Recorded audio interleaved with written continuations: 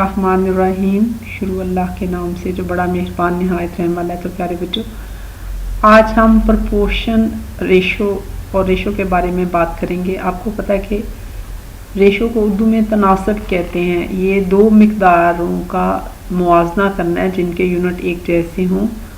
Ratio can be written in 3 different ways. اسے 3 مختلف طریقوں سے لکھا جا سکتا ہے، جیسے فریکشن کے طور پہ بھی، اور جو 2 نقطے ہیں ان کو کولن کہتے ہیں، وہ ڈال کے بھی، یا 2 ڈال کے A to B۔ جیسے آپ دیکھ رہے ہیں کہ یہ 3 سکوئر ہیں بلو اور ایک یلو، ان کا آپس میں موازنہ کیا گیا ہے۔ اسی طرح ہم اس کو 3:1 3 to 1 یا فریکشن کی طرح 3/1 لکھ سکتے ہیں۔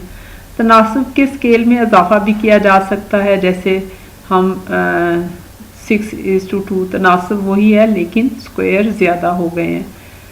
اسی طرح جو ہے وہ ہم تناسب کو ہمیشہ ایک ہی مقدار سے ضرب یا تقسیم کیا جاتا ہے کہ ہم جو ہے سیم ویلیو سے ملٹیپلائی یا ڈیوائڈ کریں گے۔ جیسے 4:5 is equal to 4، اگر ہم 2 سے ملٹیپلائی کرتے ہیں تو 8:10، اور اگر ہم اس کو سمپلیفائی کریں گے تو 4:5 آ جائے گا۔ ایک ہوتا ہے ڈائریکٹ پروپورشن، 2 مقداروں کے آپس میں ایسا تعلق، اگر ایک مقدار بڑھے تو دوسری بھی بڑھے، اور ایک کم ہو تو ساتھ دوسری بھی کم ہو۔ جیسے مثال کے طور پہ ہم مارکیٹ جاتے ہیں تو جتنی اشیاء خریدیں گے پیسے بھی اتنے زیادہ دینے پڑیں گے، یہ ڈائریکٹ پروپورشن کی مثال ہے۔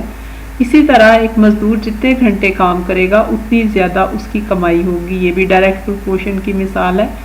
اسی طرح ایک سرکل جب بڑا ہوتا ہے تو اس کا ڈائیمیٹر بھی بڑا ہو جاتا ہے، یہ بھی ڈائریکٹ پروپورشن کی مثال ہے۔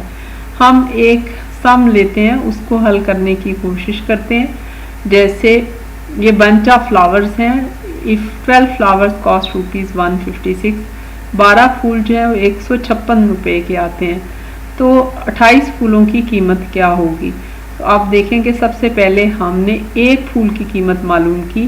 ایک پھول کی قیمت 13 روپے ہے، 156 ڈیوائڈیڈ بائی 12، اور ہم اس سے معلوم کریں گے کہ 28 پھولوں کی 364 روپے ہے۔ پھولوں کی تعداد بھی بڑھ گئی اور قیمت بھی، تو یہ بھی ڈائریکٹ پروپورشن کا کوشچن تھا۔ اب دوسرا جو ہے اس کو انڈائریکٹ یا انورس پروپورشن کہتے ہیں۔ یہ ایک ایسا تعلق ہے کہ اگر ایک مقدار بڑھتی ہے تو دوسری گھٹتی ہے، اور ایک گھٹتی ہے تو دوسری بڑھتی ہے، اور یہ جو آپ گراف دیکھ رہے ہیں یہ اس شکل کا گراف بنتا ہے۔ عام زندگی میں اگر ہم اس کی مثالیں دیکھیں تو جیسے زیادہ لوگ ہوں تو کام کم وقت میں پورا ہو جاتا ہے، یعنی لوگ زیادہ ہوں گے تو گھنٹے کم ہو جائیں گے۔ اسی طرح اگر کسی کیمپ میں لوگ ہوں، زیادہ لوگ ہوں تو خوراک سٹور جو کی ہوئی ہے وہ تھوڑے دن چلے گی۔ اسی طرح اشیاء کی قیمت زیادہ ہو تو ہم بازار میں کم خریداری کرتے ہیں۔ تو پیارے بچوں، اسی طرح ہماری عمر ایک طرف تو بڑھتی ہے، ہم بچے سے بڑے ہوتے ہیں، لیکن ہم نے دنیا میں جتنی دیر رہنا وہ زندگی کم ہو جاتی ہے۔ تو اللہ کے دوست بن جاؤ۔ اللہ جو ہے قرآن مجید میں کہتا ہے کہ میں نور کی طرف لے جاتا ہوں اور شیطان روشنی سے اندھیرے کی طرف لے جاتا ہے، تو کیوں نہ ہم اللہ کے دوست بنے۔ اللہ کا دوست بننا بہت آسان ہے۔ وہ چیزیں چھوڑ دو جس سے اللہ کے نبی نے منع کیا، مثلا جھوٹ بولنا چھوڑ دو، لعنت بھیجی ہے، غیبت کرنا چھوڑ دو، پاکیزگی اختیار کرو، قبروں کو سجدہ نہ کرو، تعویذ نہ پہنو۔ تو پیارے بچوں، ہم کس طرح سے سیدھا راستہ اختیار کر سکتے ہیں، کیسے معلوم کریں اللہ کے دوست کیسے بنیں؟ یہ بھی بہت آسان ہے۔ اللہ سے دعا بہت زیادہ مانگیں، قرآن ترجمے کے ساتھ پڑھیں، نماز کی ادائیگی پہ دھیان دیں، روزہ رکھیں، ہر وقت یاد رکھیں کہ اللہ دیکھ رہا ہے، اللہ میرے ساتھ ہے، میری شہر حق سے قریب ہے۔ اللہ اور نبی کریم صلی اللہ علیہ وسلم سے محبت کریں، موت کو یاد رکھیں، اور اسلامک اسکالرز کو سنیں، بھلائی کی دعوت دیں، ہمیشہ سچ بولیں، اچھے کاموں میں مصروف رہیں، وقت ضائع نہ کریں، اور اچھے لوگوں کو دوست بنانا۔ تو پیارے بچوں، اب ہم ایک سم لیتے ہیں جس میں انورس پروپورشن ہے۔ جیسے 16 آدمی دیوار 56 گھنٹے میں تعمیر کرتے ہیں۔ 16 men can build a wall in 56 hours.